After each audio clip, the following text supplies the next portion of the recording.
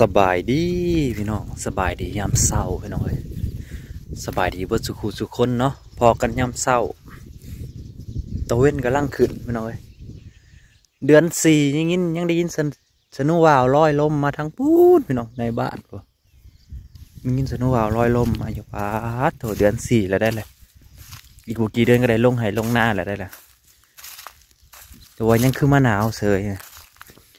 ตามผู้เฒ่าผู้ห้านเพิ่นบอกว่าคันหนาวเดือนสี่นี่โอ้ยอยากแรงแนวเนาะก็รอเบิ่งน้ำกันว่ามันสิแรงบ่คือว่าสภาพอากาศโลกเนาะมันเปลี่ยนไปเรื่อยๆมันเปลี่ยนไปเรื่อยๆ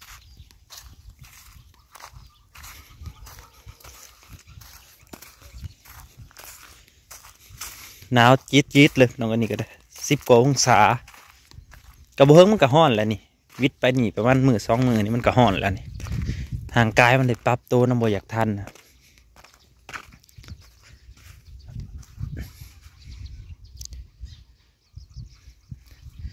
นี่ก็นอกล้วยเฮากับเป็ดบกเขามาแล้วมันกำลังตายแตกลายไปน้องเอ้ยเดี๋ยวเพราะว่าเฮาจะเตรียมใบปลูกกันพุ่นละขั้นหน้าเฮาพุ่นละนอกกล้วยเป็ดเขามาแล้วมันกินเบิด ก็เลยขันเป็ดไว้ให้มันเข้ามาได้นี่แหละเด็กๆก็มาแล้วเราพี่น้องเลย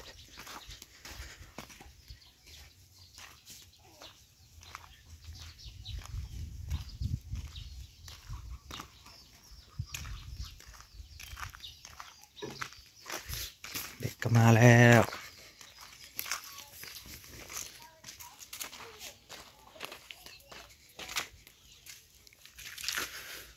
มันก็จะได้ขึ้นเมืองอีกรอบพี่น้องเลยไปเอาเงินรับเงินขาดตูกหน่อยนี่ละไปเมื่อวานนี้มีปัญหาหน่อยหนึ่งก็เลยบ่ได้เมื่อนี้ขึ้นไปใหม่อีกตูกหน่อยพี่น้องเลยยามหนาวนี่ยังนั่งบ่จากได้เป็นได้ มันหนาวมันหนาวแต่ขันยามร้อนแล้วโอ้ยสบายเย็นเลยพี่น้องเลยข้างสระน้ำ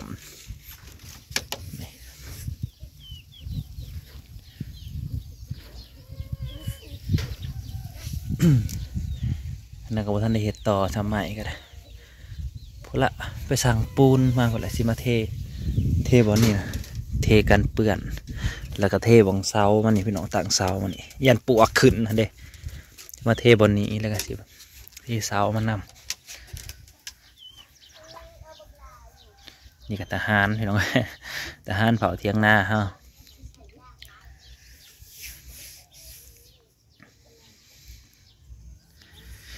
หน่อยนั่งเย็นนอนเย็นยำมันหอนอะไรไปน้องเอ้ยพออยู่พอเศร้าเนี่ย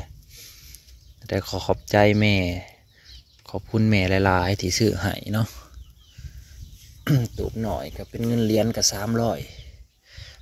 เหรียญไปน้องเอ้ย300 ดอลลาร์300 ดอลลาร์สหรัฐต่อ1 หลังเนี่ยนะนี่แหละ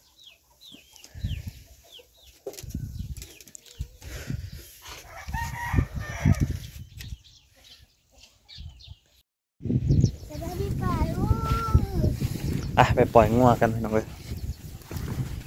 น้องนี่ก็เต็มจนไหลล้นออกจนซึมออกของไหหน้าทางนี้แล้ว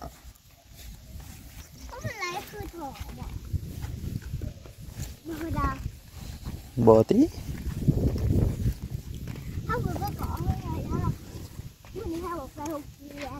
เป็นยังเป็นไข่หัวอย่างนั้นเป็นไข่เลยนี่ตะเล็ดหนามก็นั่นแหละ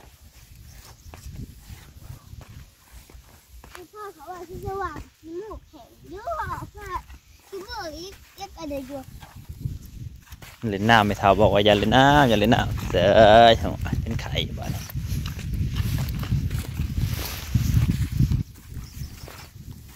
ปีโป้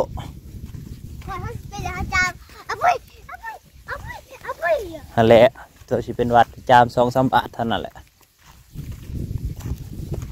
ไปปล่อยงัวเร็วอ๋อต้นข้อต้นน่ะเป็นตามีแมงแข้งปล่อยงัวเด้อสิย่างไปเบิ่งแมงแข้งก่อน ผักเนี่ยผักอีหุ่มกำลังเป็นพี่น้องพุ่นอันนี้เป็นงัวผักอีหุ่มนี่ก็แซ่บเลยกินกับป่นจักรจั่นบ่นะโอ้ลวกหนึ่งนะแซ่บ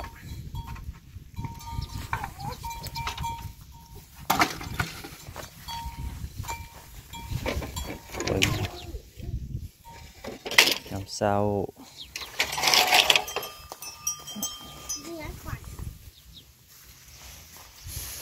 ตายออก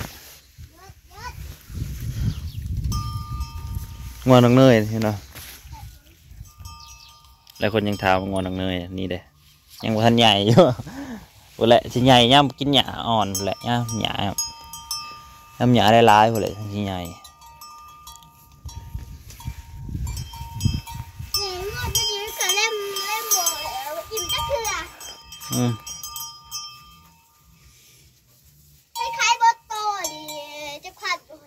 แย่ได้ไหมไว้ได้จักพันแล้วโบหูคือกันข้างงวมันก็ถือแล้วข้างงวมันโบแพงกูมือนี่มันลงแหงจะจอยนั่นนี่แหงกับเข้าโอ้ย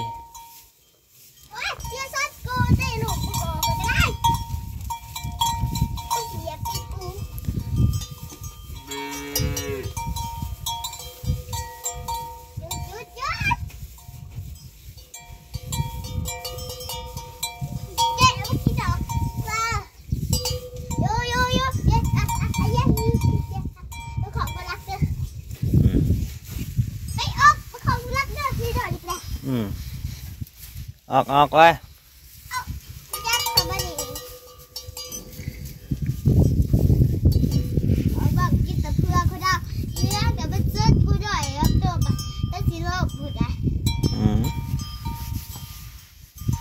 ปล่อยเด้อพระราชิพญาไปเบิ่งต้นมะขอก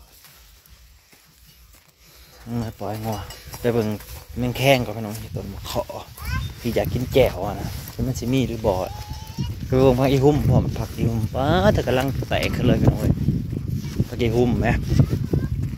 หนึ่งกินจำแจ่วปลาแดกก็แซ่บคือหัวเห็ดแหละเลยพี่น้องเอ้ย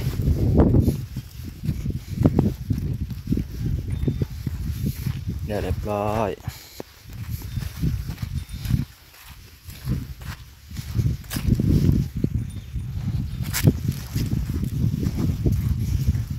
ก็มีแมงแข้งอยู่บ่เนาะเก่ามันก็ลายได้พี่น้องแมงแข้งนะ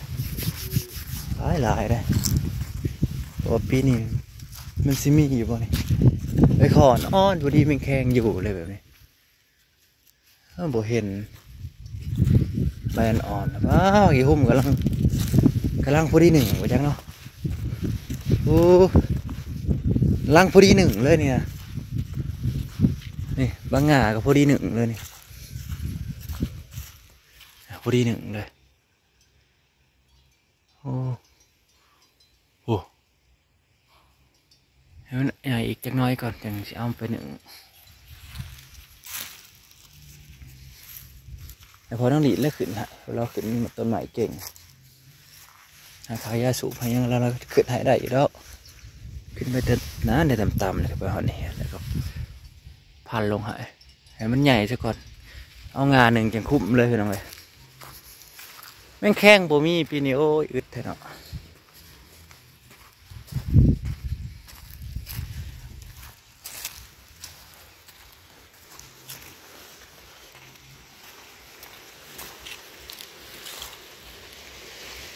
ไปแล้วงัวเขา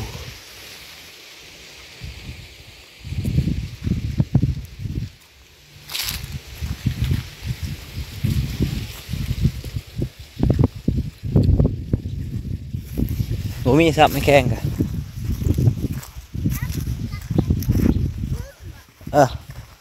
กำลังโป่งอีกประมาณ2-3 มื้อจังเอาไปนั่นเอาไปหนึ่งไม่เอาขึ้นให้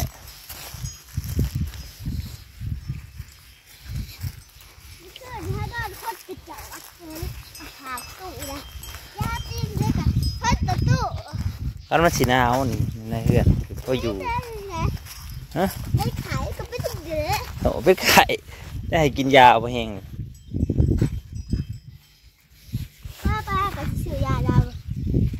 จะไปแห้ง เขามาเบิ่งเบี้ยข้าวโพดกับพี่น้องเอ้ยเป็นน้ำใส่น้องร้ายกับมันถ่วมข้าวโพดมันสิตายไปเลยโอ้ยใส่น้ำร้ายกันเลยมองบ่งามกับบ่งามกับโพดนี่กันต้นใหญ่ก็ใหญ่เดี๋ยวสิเอาใส่ปุ๋ยใหม่อีกหมดกินสลายนะมาใส่อะไรก็หมดกินเบิดเลยมันบ่ทันหมูสับรอบนี้ย่านหึงอยู่เดี๋ยวที่ได้เก็บเงินพู้นเลยที่ลงหน้าพู้นละเบิ่งรอบสุดท้ายนี่เบิ่งมันเพิ่นมาฉีดยาสับใส่ปุ๋ยฉีดยายังสิงามขึ้นมา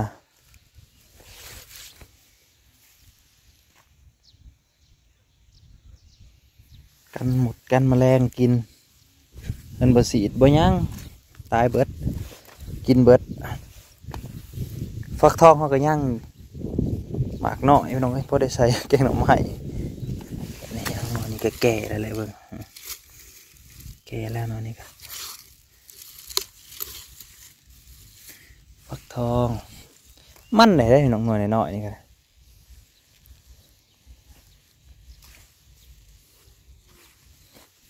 น้อยแต่มันเลย